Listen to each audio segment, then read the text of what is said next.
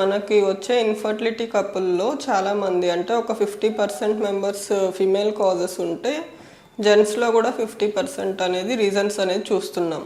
So కొంతమంది అడుగుతుంటారు, మాకు ఎలాంటి బ్యాడ్ హ్యాబిట్స్ లేవు అయినా కూడా ఎందుకు 7 కౌంట్ అంటే తగ్గుతుంది అని చెప్పేసి కొందరు డౌట్స్ అడుగుతారు అనమాట.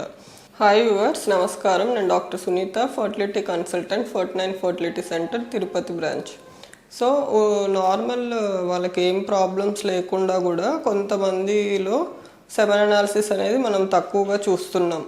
నార్మల్ మాడిఫైయబుల్ రిస్క్ ఫ్యాక్టర్స్లో స్మోకింగ్, ఆల్కహాల్, ఇట్లా బ్యాడ్ హ్యాబిట్స్ అంటే irregular sleep pattern, overweight ఉండటం, ఒబెసిటీ ఉండటం, నెక్స్ట్ ఇవి మెయిన్ రీజన్స్ ఉన్నా కూడా వీటిలో అంటే ఇట్లాంటి హ్యాబిట్స్ ఏం లేకుండా నార్మల్ వెయిట్ ఉన్న వాళ్ళలో కూడా కొంతమందికి 7 కౌంట్ అనేది తక్కువ చూస్తున్నాం. వీటిల్లో ఏమేమి రీజన్స్ ఉండొచ్చు అని చూసుకున్నట్లయితే రీసెంట్గా ఏమన్నా ఇన్ఫెక్షన్స్ వచ్చినా, లేదు జెనెటిక్ కాజెస్ అంటే వాళ్ళకి జీన్స్ పరంగా కొందరికి అర్లీగా 7 కౌంట్ అనేది తగ్గడం అనేది చూస్తున్నాం.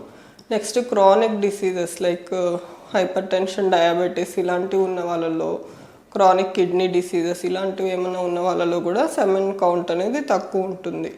ఇలా కాకుండా ఏదైనా చైల్డ్హుడ్ ఇన్ఫెక్షన్స్ అంటే చైల్డ్హుడ్లో ఎక్కువ అంటే ప్రొలాంగ్డ్ ఇన్ఫెక్షన్స్ వచ్చినా కూడా ఒక్కొక్కసారి 7 ప్రిపరేషన్ అనేది 7 ప్రొడక్షన్ అనేది కొంచెం ఆల్టర్ అవ్వే ఛాన్సెస్ ఉంటాయి.